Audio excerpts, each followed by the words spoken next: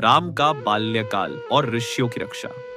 जय श्री राम जहां धर्म की पुकार होती है, वहां राम का धनुष उठता है। परिचय। राम का बाल्यकाल अयोध्या नगरी अब पहले से कहीं अधिक जीवंत थी। चारों राजकुमारों राम, लक्ष्मण, भरत और शत्रुघ्न के जन्म के बाद राजमहल में हंसी और उत्सव का माहौल था। लेकिन इस उत्साह के बीच राम का व्यक्तित्व कुछ अलग ही चमक रहा था। शांत मुस्कान, गहरी आंखें और हर कार्य में सहजता लोगों को आश्चर्यचकित करती थी। ये भाग राम के बचपन की कहानी है।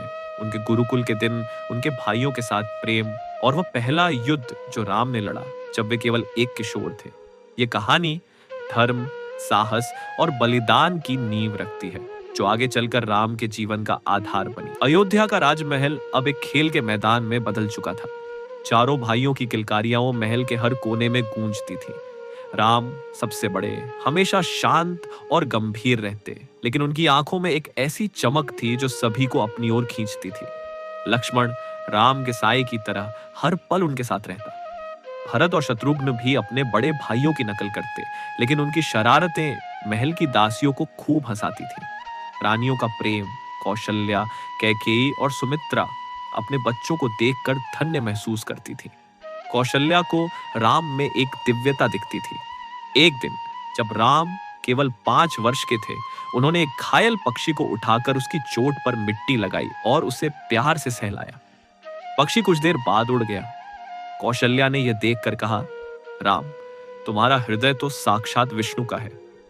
लक्ष्मण, जो हमेशा राम के पीछे रहता, बोला, माता, मैं राम भैया के बिना नहीं रह सकता। जहां वे जाएंगे मैं भी जाऊंगा। सुमित्रा ने हंसकर कहा, लक्ष्मण, तुम्हारी भक्ति ही तुम्हारा धर्म है। दशरथ का गर्व। राजा दशरथ अपने पुत्रों को देखकर गर्व से भर उठते।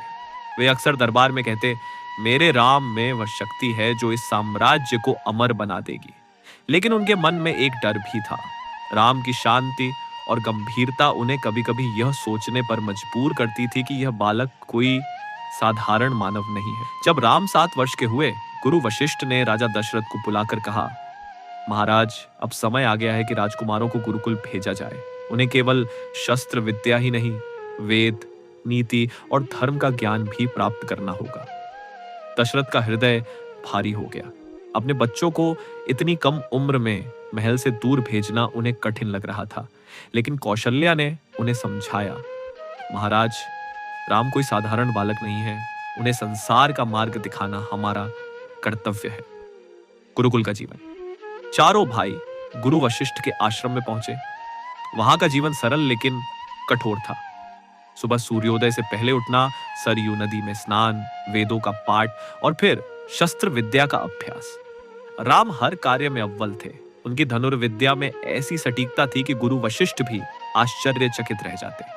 लक्ष्मण हमेशा राम के साथ रहता, उनके धनुष को संभालता, उनके लिए जल लाता।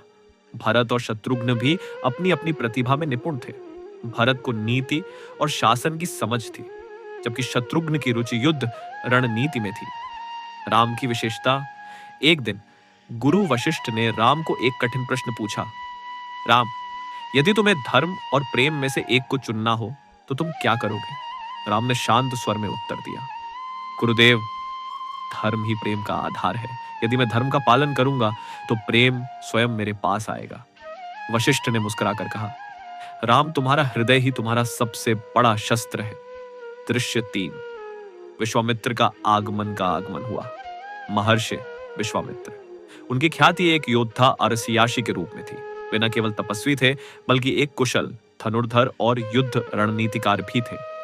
विश्वामित्र ने राजा दशरथ के दरबार में प्रवेश किया। उनकी आंखों में एक गंभीर चमक थी। महाराज, मुझे आपके पुत्र राम की आवश्यकता है, उन्होंने कहा। दशरथ स्तब्ध रह गए।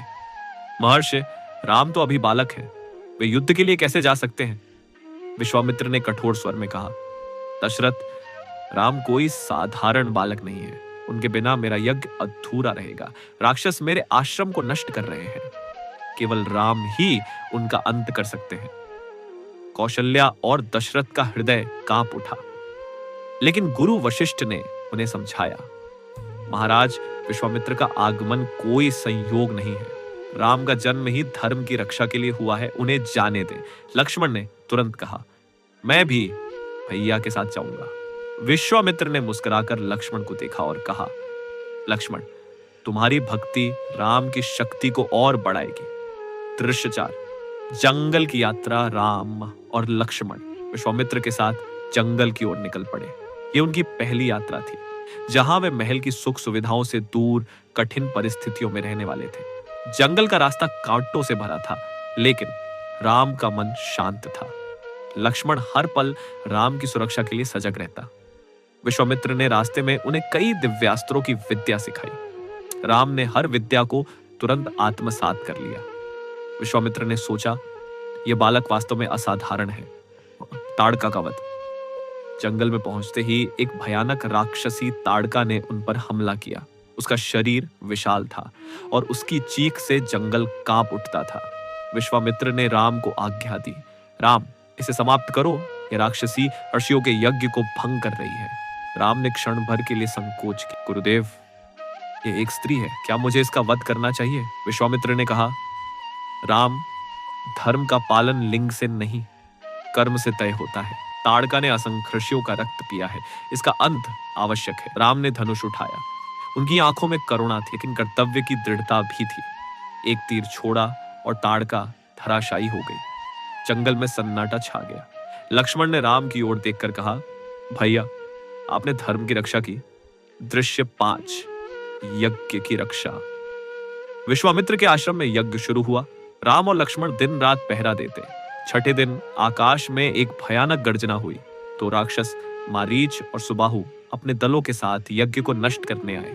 राम ने शांत स्वर में लक्ष्मण से कहा, लक्ष्मण, यज्ञ की रक्षा हमारा धर्म है, तैयार हो जाओ।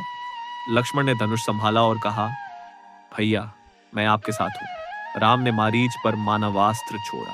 मारीच 100 योजन दूर समुद्र में जा गिरा। सुबाहु को राम ने एक तीर से भस्म कर दिया।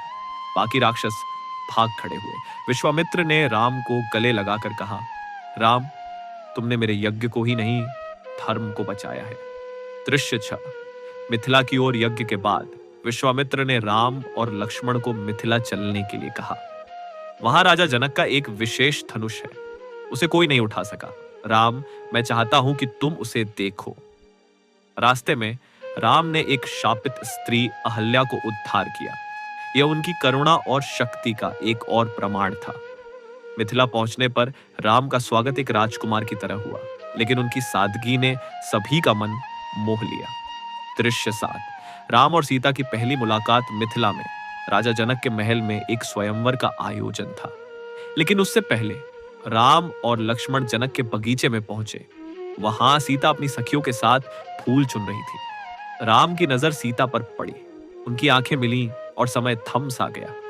सीता की सखी ने कहा, सीता, ये कौन है? इनकी आंखों में तो सूर्य और चंद्रमा एक साथ चमक रहे हैं। सीता ने शर्मा कर नजरें झुका ली, लेकिन उनके हृदय में एक अनजानी हलचल हुई। राम ने लक्ष्मण से कहा, लक्ष्मण, यहाँ की शांति में कुछ विशेष है। लक्ष्मण ने हंसकर कहा, भैया, यह शांति नहीं, प्रेम की शुरुआत है। अंत। सस्पेंस लंका में रावण को खबर मिली कि अयोध्या का राजकुमार राम राक्षसों का संहार कर रहा है। उसने अपने मंत्रियों से कहा, यह बालक कोई साधारण मानव नहीं है, हमें सावधान रहना होगा। उधर मिथिला में स्वयंवर की तैयारी हो रही थी। क्या राम वह धनुष तोड़ पाएंगे? क्या सीता और राम का मिलन होगा? और क्या रावण का भय राम तक पहुंचेगा? जारी है अगला भाग। राम और सीता का स्वयंवर तैयार है। कमेंट करें भाग 4 चाहिए।